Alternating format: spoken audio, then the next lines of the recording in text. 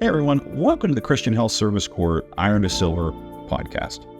We hope this will be a resource for you. We hope it will be your source for insightful conversations with expert guests in the area of global health, patient safety, and improving quality of care in low and middle income countries. Join me, Greg Seager, Christian Health Service Corps founder, and Dr. Sarah Pruitt and Dr. Kelly Frazier as we share stories and explore strategies to improve healthcare in low and middle income countries.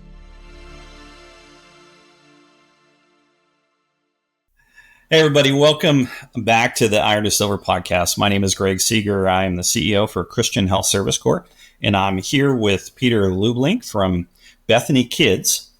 And we're going to be talking today about pediatric surgery in Africa. And I think some of this idea of health inequity being, I think, one of humanity's greatest issues right now.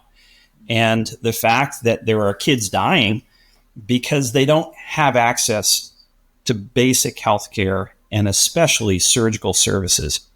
And I think Bethany Kids does some amazing work in that area. So I wanted to share a little bit about them and what they do.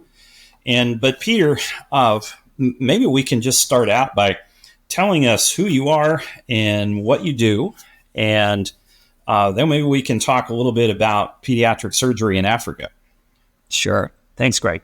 My name is Peter Lublink, as was said, and in my role with Bethany Kids, I serve as the executive director. So that's a lot of administrative work, some fundraising, and a lot of connecting with other organizations, having these kinds of conversations to try to advance the cause of pediatric surgery across the continent of Africa. Before that, I came in from work for years as a pastor, both in the Middle East and in Canada, as well as working for some nonprofits in Canada, and working as a school teacher. So for all of our surgeons listening, as we get into the hard numbers, I'm not a surgeon. So we just manage our expectations as we get started. That's great.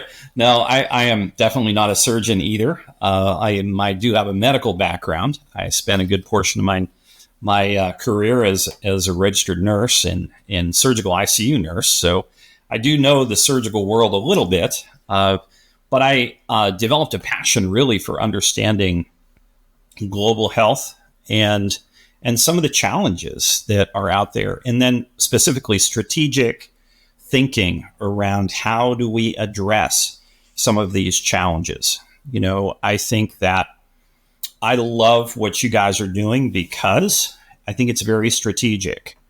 And, you know, organizationally, we're talking through Christian Health Service Corps about together we can accomplish this thing of really improving care, improving access to care in low and middle income countries. And when I say together we can, it's not together we can with donors.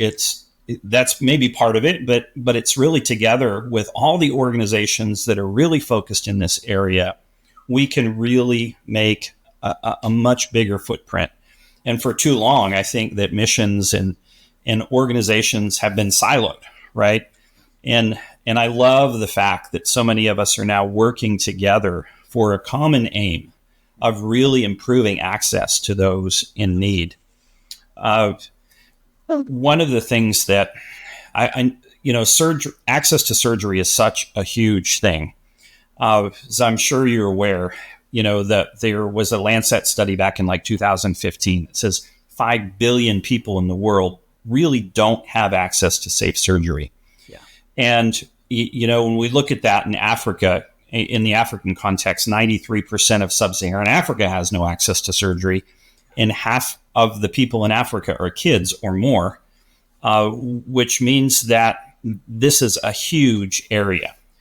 Tell me a little bit about the need and your understanding of the need for surgery in Africa, or for pediatric surgery in Africa specifically. You laid out the numbers quite neatly and importantly that you have a high volume of children per population. I would add to that, you also have a high number of children living with long-term disabilities. As a population, comparing that to the United States, you have a much larger population of children living with long-term disabling impairments. And then on top of that, the inequity of access to healthcare. So you have countries that have 1 or 0 pediatric surgeons sometimes.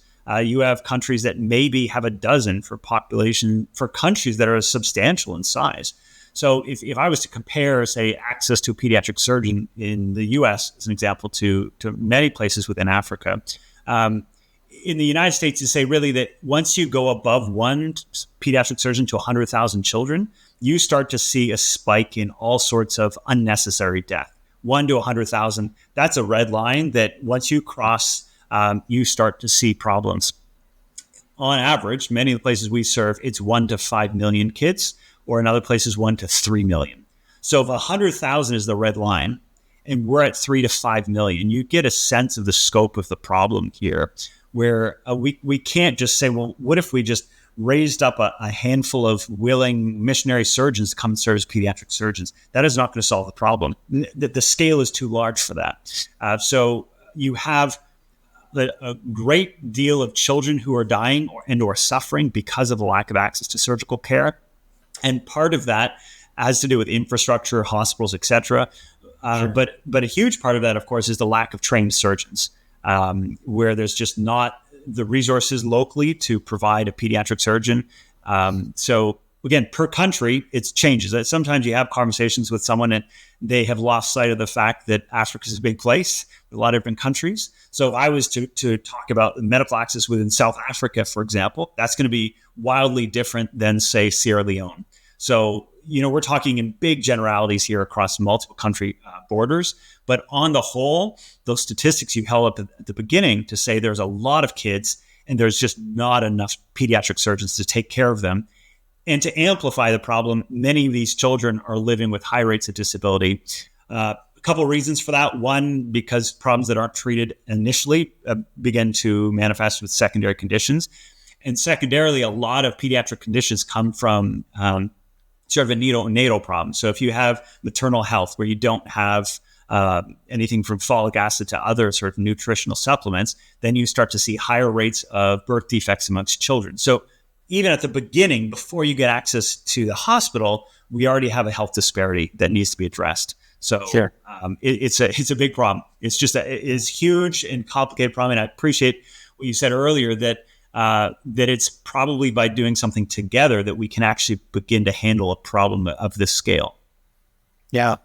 And I do believe it's a solvable problem, right? It may not be solved in our lifetime, but improving access to care is available. Right now we know how to do that. We just need to have the will and the compassion to make that a reality, right? I think it's very well put. A few decades ago, there weren't many pediatric surgeons anywhere in the world, even in the most developed countries, let alone general surgeons. So some of this is a growing area. So I don't think if we invest well, it's not going to be something that's insurmountable. The other thing I would acknowledge, sometimes there's this assumption that there just isn't the talented people on the other side of the world to handle these problems. And I would reject that and say there's talented human resources on the continent of Africa that have not had access to the same training mechanisms that we might have here in North America. Sure. And that's kind of a good segue into how we work together organizationally, right? So we work with you, Bethany Kids, and we also partner with PACS, the Pan-African Academy of Christian Surgeons. And you guys have really developed, a training model for building capacity and building surgical capacity. Now, one of the things that we supply into that is some of the faculty. So like Dr. Brittany Grayson, who works with us, is also, you're her receiving program, right? So we're a sending program, you're her receiving program to do train pediatric surgeons in East Africa. And those, I hope we'll be doing more and more of that as time goes on, as we launch some more pediatric, board certified pediatric surgeons that will be able to place them strategically in programs through Bethany Kids to actually build surgical capacity and train local surgeons. But why don't you share a little bit about, from that perspective, what does Bethany Kids do? Because most people, if you haven't been to places like Kijabe, most people don't know what Bethany Kids is or what you guys do. Right. So we started about 20 years ago under the brand or the title Bethany Kids, but it had been a Western missionary surgeon who was there for decades before, a guy by the name of Dick Bransford. He was a general surgeon, and his lifetime commitment was to children living with long-term disabling impairments, specifically kids with spina bifida and hydrocephalus. So he was practicing on the continent for decades. Early 2000s, a second Western missionary surgeon came along, Dan Pinero. And so you've got two people. That's fabulous. But there was an awareness amongst the two of them to say, eventually we go home or we die. Like, what's the plan here? What's the long-term vision? And so some 15 or so years ago, there was a big shift for us as an organization to say, we need to begin to train pediatric surgeons. So we moved from just provision of surgery to children in low resource areas to training people to work in those areas from the continent of Africa. And that has had a dramatic change for us as an organization because we began and have been prominent in one country, but now come January, we're moving into our 9th country, only one of which was ever founded or led by one of these Western invested missionary surgeons. So you think about, we're talking about someone like Brittany Grayson. She might be in Kenya as a singular country. She might be serving the local population. And if you look at her caseload, she's clearly caring for human beings before her. But simultaneous to that work, she's training people and bringing people along with her that go to their home countries after they leave her hospital, and they begin to multiply. They begin to create new programs. Some of those programs may begin training their own surgeons without ever having a Western invested surgeon, or it could be that eventually other surgeons join. So across 9 countries with about a dozen surgeons, at this point, only 2 of them are actually Western. The entire rest of it, including heads of training programs, heads of countries, these are folks that were trained through Bethany Kids, trained on the continent of Africa, and are now planting visionary projects in their home countries. So there's this multiplication aspect to what Brittany's doing, which is incredible. Because again, she's still taking care of the patient in front of her, right? Like just as Dick Bransford and Dan Pinero were doing in the beginning, that has not left. We still see patients. But simultaneous to that, you're able to build in a program or a fellowship of training. Sure. In fact, you mentioned the Pan-African Academy of Christian Surgeons. Bethany Kids was the first time that PACS, or the Pan-African Academy of Christian Surgeons, ever ventured out of general surgery. We identified a need. We had seen some of these general surgeons come through their program and acknowledged there's something fabulous about what's going on with this partnership. For us, how I would explain it is that we train missionary surgeons. Now, sometimes when you think of a missionary, you assume cross-cultural. And I want to take away that lens for a moment and say missionary is someone who takes seriously the call of Jesus and is willing to pioneer, to invent, to invest, to change the world around them because of what Jesus has done for them.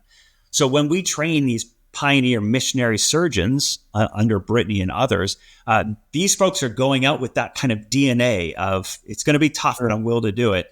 And they're doing it in their home country. So there's not language difficulties. So we're seeing tremendous results.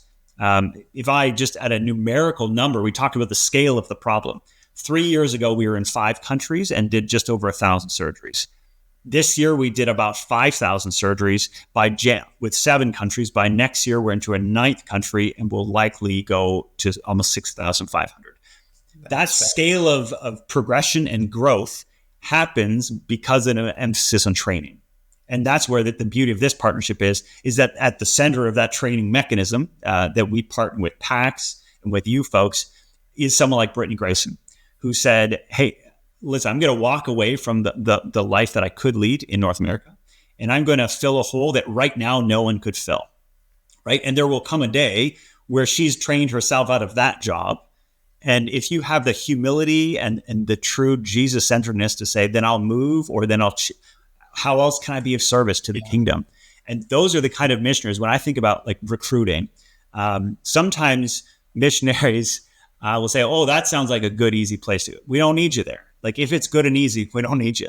But I want to say there are tough places. Yeah. There are places where we don't have any local assets on the ground. We don't have any nationally trained surgeons, or we have one who is wildly overworked. In Sierra Leone, there's one pediatric surgeon for the country. And there's not that many general surgeons, so he's doing a lot of adult care as well. There's just not many people. So there are places on the continent that if someone is willing to invest their time, and you use the word that's quite important here, strategically, to say, where is there a need? for Western investment, whether it be short-term or long, and say, let's get a training program started here. That will have the same cascading effect that we saw in Kenya 15 years ago, that could happen really anywhere on the continent. And we're seeing it now where we move into our second training center opening up in Uganda. The exciting thing is this will be started only by people who are trained within Africa. And so you think about almost the grandfather of like one person does something and it's beginning to multiply so quickly that people that Brittany and others have trained are already training others. And that's within a few years. So it's extraordinarily exciting. Just as terrible as the numbers are at the beginning that we shared in terms of access, you think of how quickly this can be transformative. Brittany shared a stat recently that by her measure, most of our graduates will serve up to 100,000 children over the course of their lifetime. Now, we have 12 surgeons that have already graduated, but we have 9 more in training today, and we have another one coming in January. And if you count 100,000 to each of these and we grow at this continued rate, that's extraordinary. That is transforming lives across the continent, truly. Amen. Yeah. I love the model because, I think years ago, speaking to you as a former pastor, looking at this as far as where has missions gone? And years ago, we were all about just doing the work, right? And whether that be, the church planning or medical work or wherever it was, but now we've really begun that has finally begun to shift. And we finally figured out that we're supposed to have an exit strategy, and that even Jesus had an exit strategy, right? It may have been a rather dramatic one, but it took us 2,000 years to realize what he had said 2,000 years ago. Exactly. Yeah. This is what discipleship looks like, right? We didn't invent it. It took us a while to figure it out. Teaching a handful of men who can teach a handful of men who can teach a handful of men. Yeah. And women. Sorry, in this case, it's definitely a handful of women who teach. Yeah. Sometimes a handful of women. I know that I would say. Let me see how many. We have 5 female surgeons on our team scattered around the world, and that to me is super exciting. But the men have some catching up to do there. We only have two male surgeons that we need to even out those numbers, guys. Well, one of the exciting things that, again, I'll point to Brittany because she is one of those 5 that you mentioned. She was talking about one of the people that are graduating. She trained kind of at this point from start to finish. This is Mehret. So it's an Ethiopian surgeon returning to Ethiopia to practice. And Brittany was there kind of from the beginning of her training and right to the end. And Mehret shared with Brittany recently that Brittany was the first time she ever met a female pediatric surgeon. It's very difficult to imagine yourself in a role when it doesn't seem possible and there's no precedent for it. But then you meet someone who is living it out as a gospel-centered woman surgeon, and that can be transformative to say, this is possible. This can be done. Yeah, that's a powerful witness. It really is. Tell me a little bit about when Bethany Kids started, and how did you land in Canada? Was it always Canadian based, or? Yeah, good questions. So I would say our earliest roots come from the States, and like a lot of missionary organizations, it was a singular guy doing his fundraising, a lot of missionary structures of today. So a lot of our early donors come from that early missionary, Dick Bransford, across the United States. So our deeper roots are in the United States. He practiced in Comoros, in Congo, and eventually into Kenya, specifically around the Kajabe area. Canada really came on board because when that second surgeon joined us, Dan Pinero, he was a Canadian. And so he brought his own kind of world to bear on this.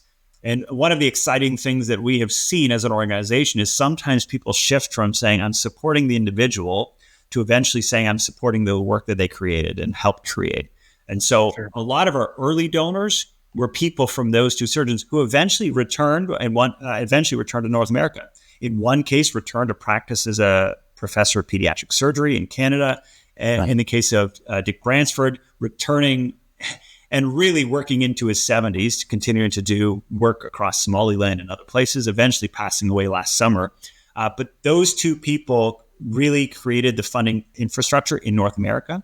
The other thing about Canada that I find is really interesting, especially because you often find people feeling this sense of, I alone make no difference. And so I want to use a story of someone who made a difference. This was a palliative care physician in Canada. His name is Ivan Stewart. And some 20 years ago, so around the time that Bethany Kids was getting started, he got to know Dick Bransford and started championing the work in Canada. And somewhere in that season, fell ill and so problematic that he lost one of his lungs and was given a couple months to live. And you think, it's almost this biblical kind of story. It's like, God offers you a couple months and you say, well, I'm going to use it for your kingdom building. So this guy, Ivan Stewart, started to raise money and awareness for Bethany Kids. Somehow that 6 months got extended. His term of service in life was extended. He's still alive today.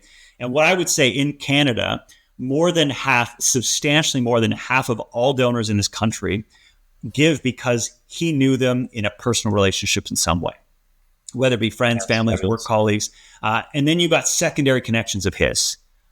This is a guy, yes, he went to Africa. Sure, he spent some time there. He understood the context. Yeah. But his missionary life was spent in North America raising awareness as a volunteer. Like, he was a full-time palliative care physician, but he invested his life in something that was bigger than himself. So Bethany Kids Canada really exists because of two guys. Dan Pinero, who was the first physician to go with us, and then secondarily, Ivan Stewart, who financially said, this matters, and I'm going to tell everyone about it. And anytime I think of people, because we all have excuses why I can't serve, I can't help, I can't do whatever. Here's a guy with one lung and a couple months to live, and he figured out a way to help. So I would just say that whoever you are, at whatever stage of life someone is who is listening to this podcast, I know that there's a way that you can serve in the kingdom, and specifically in the work of advancing medical care across Africa. There are ways that you can help, right? As far as myself personally, I was pastoring a church in Kuwait and was very keen to work in the Christian nonprofit sector. I love the idea of aligning gospel values in very practical humanitarian kind of applications. So I had been to places like Benin, southern Iraq, Zimbabwe to see some extraordinary work by gospel people who are medical and education and doing great things. And I began familiar with Bethany Kids 5 or 6 years ago through some work connections to see what they were doing. And so in this case, I was a donor and a supporter before I ever came on board. And I was just impressed with what they were doing. And I'm sure that's the case for many people who sign on to missions projects, whether they go overseas or not. You see something and it's moving and you think, God is at work here. There's something incredible. And I can only participate in a limited way. No one's going to ask me to do surgery, right? I'd rather Brittany do the surgery. But if I can help and I can lend some extra ears to the cause, that's sort of what I saw, that if there was a way that I could help champion this work and the people doing the work, then I would happily jump in. So I work both for the Canadian side and the American side, but I live in Canada. Oh, I'm sorry for that. Oh, it's all good. Yeah, no one's perfect. I left Canada in July. I kind of stay about Texas is about as far north as I like to go. Right, that's where anything further than that is polar bears. Well, you'll be interested to know that where I was born, and this is a huge tangent for a moment, but I was born north of polar bear habitat. So I was born very far north in Canada, but because it was inland, there are no polar bears. But you could go south on a map and find polar bears from where I lived. So it's pretty far up there, just shy of the Arctic Circle. One of those places where predominantly darkness for half the year and predominantly brightness for half the year. So there's no daylight sort of, it's 6 o'clock, the sun's going down. It's like, it's midnight, the sun's going down. So Canada, that's the far north of Canada. Where I live is further south than some places in the US, but it's still bitterly cold. So it's unrelated to any medical podcast that we could think about, but it's cold, especially compared to living in the Middle Eastern desert. Well, that's a big spread from winters in Canada to the Middle Eastern desert. That's and I don't know Fahrenheit enough. Like, I don't count in freedom degrees myself, but Celsius, that's what we're using in Canada. I've seen everything from 40 above zero or 50 above zero to 40 below zero. And zero for us is freezing. So 40 to 50 above freezing and 40 below freezing. That's a range. I'll say that. That is definitely a range. Let me ask you one last question, Peter. What do you guys do at Bethany Kids? How do you inspire quality in the programs that you're working with? I think the challenge that we're running into, this is our Iron to Silver podcast, right? What our Iron to Silver program is about: how do we improve healthcare quality? How do we help or come alongside the mission hospitals that we work with to improve patient outcomes, to improve quality? Because ultimately, I think the more we improve quality, the more we improve sustainability, because those that are paying patients will come, and those help offset the care for the poor, right? So we're trying to struggle through how do we get buy-in for quality improvement programs in some of the facilities. And I wondered if you have any experience with that practically as an organization. What I would start off by saying is it's a long road, because when you've got 1,000 things and you're like, I've got half the lights working and we're working on a dirt floor. And if someone rolls in and says, hey, we're going to come up with a system to improve from here to here, it's like, listen, we're still here. We're still working on the systems that we have. So good quality improvement is about acknowledging where things are and listen, let's shoot for an improvement of 10%. Let's see what we can do from this point, from this starting point. So I would say, to begin with, I think acknowledging where things have started and where they are is a great place to ensure that we're actually moving quality forward. We've had some projects where sometimes you want to rush ahead. You think this is a slow journey. So it takes time. What I would say is it takes time. And I would add that our emphasis has always been invest in the person, invest in the human resources, and by and large, the other stuff starts to work itself out. Right? If we were to say be an infrastructure project and say, well, let's invest in the infrastructure, sometimes that can crumble and without the right people. But if we train great surgeons, they will identify the true areas that needs to be fixed. You say, we have this shortage of consumables, or we need a new OR. And one of the things that's happened is by having fabulous surgeons, sometimes they are able to do some resource provision of their own to say, hey, I just got to deal with Kids OR or some other organization to upgrade the unit. You think, that's great. I had nothing to do with that. But you trained a great surgeon, and then there's a ripple effect. So our focus in terms of improving of quality has often, and I would say almost exclusively, been focus on the people, train them, provide them both the upfront training and ongoing training so that they have the interest and the capacity to push for the change internally. And therefore, you have a lot better buy-in when it comes to improvement of outcomes. That's what I would say from our limited experience. That is great. We have really, it's a challenge. It really is. Yeah. And even when people are so overwhelmed and their workload is so high, it's really hard to see past those things to really begin to look at how do we develop strategies for quality improvement and improving patient outcomes and improving the quality of the nursing care, right? If we have great surgeons, but we don't have no anesthesia or no nursing ICU or no, all of those things become more challenging and prepared staff. So I believe that's absolutely right on target, that we really need to invest in people. I think that there probably needs to be more done, especially in some of the more remote facilities, to bring up the nursing care as well, and invest in the nursing team. I know there is another organization that's working hard in that area. That's Medical Benevolence Foundation. I don't know if you work with MBF at all, but there's all of these organizations like Bethany Kids and CHSC and PACS and MBF that are really working in these areas. But that's been our challenge, is how to get buy-in. And I think that you're uniquely leveraged, right?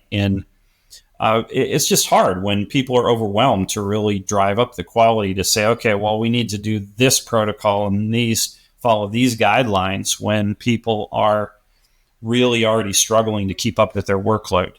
Yeah. So, but some of those things are necessary in order to really improve the sustainability of care as well. I think for us, when we approach that, the assumption is the surgeon's doing everything they can within the limited means that they have. Right. And sometimes when you talk about quality improvement, there's this assumption of you're not doing it well enough, right? And that's the tone. Right. Yeah. And especially when it comes externally, that feels both demoralizing as well as a bit colonialist. But if you've got the buy-in of the local person and they drive it, right? You've trained them, you've resourced them. So we had one of our surgeons in Uganda was speaking to the nursing issue, saying, listen, we're having a hard time really retaining top quality nursing. Can Bethany Kids cover part of the salaries of these nurses so that we can retain stronger nurses and that the on-the-job training can last longer and we can ensure better outcomes for patients? So wasn't my idea in North America. I can't see what the problems are, but that surgeon felt like that was an area we could grow in. But part of it is the surgeon has to have the headspace to do it. All of us know that if you're going from surgery to surgery or condition to condition or doing rounds, it's very difficult to stop and say, let's think about the underlying policy that defines all this. That's great. Yeah. I mean, that's office stuff and that's essential. Especially like in a North American context, you think of surgical load per surgeon or per nurse or per primary care physician. It's very different than what we're dealing with here. So having people come alongside, ensure that we've got systems in place to support. And that comes back to something we were saying earlier, where sometimes like most of our sites are one surgeon, just one pediatric surgeon. And I will say what an incredible transformation it can be when you have two, because then someone else has a bit of time to say, hey, while you're in the operating room, let me give some thought to that policy that Greg just suggested. And let me give some thought. We have the headspace to dream more than we do when we're alone. Right. So again, there's space as we think about a recruiting level. There's space in many places in the world to have others come alongside and say, yeah, I'll happily walk alongside you and follow your lead a little bit. Where are we going? And while we're here, you're starting to notice things. And again, quality improvement that tends to stick tends to be stuff that's internally motivated. No. And so that's so true that's true about development as a whole. I mean, I think for years we've done that. We've kind of imposed solutions on problems that are not our own in the West, and then we wonder why they fail when we leave. And ultimately, that's kind of the CHE, or the community health evangelism model, is that the challenges have to be identified and really worked on from the community, because that's where the only sustainable solutions come from, right? They're not going to come from outside the community, whether that community be a hospital or whether that community be a village. It's kind of the same lesson in that we need to really continue to remember and be cognizant of. Very well said. Yeah. I was in a meeting of CEOs about a couple of years ago, of different organizations doing work in Africa. And there was this gist of, okay, how do we create strategies for better programs? And I looked around the table, and everyone there was North American. And you go, well, wait a minute. We can talk about how we're going to collaborate better to do better programs from internally, but we really can't speak to that without our national colleagues alongside and at this table. But say for us, they very much drive the national college are the ones who drive the vision and strategy at a clinical level. And then in our offices, you say, how do I fund that? Like, that's exciting. Your dreams and passions are so exciting. So let's find a way to collaborate together where I can help tell that story and ensure that people hear about what you're doing. And they don't see necessarily my face as the representative face, but I want to get you in front of the camera, in whether it be in Burundi or Uganda, and say, tell that story because you got me hooked. And let's try to get the broader world engaged. And so the strategy becomes very grassroots. And if you trained people well, and if you trust those people, then that system works. I agree. On that note, we are going to call it a show. But thank you so much, Peter, for sharing. It was a great conversation. I really enjoyed having you on. Thanks for having me. Appreciate being here. Hey, everyone. We hope you enjoyed this week's episode of the Christian Health Service Corps Iron to Silver podcast. You know, Christian Health Service Corps, we are passionate about bringing quality healthcare to the world's poorest places. If you share our passion, we'd love to hear from you. Our website is www.healthservicecorps.org. Thank you again for joining us this week.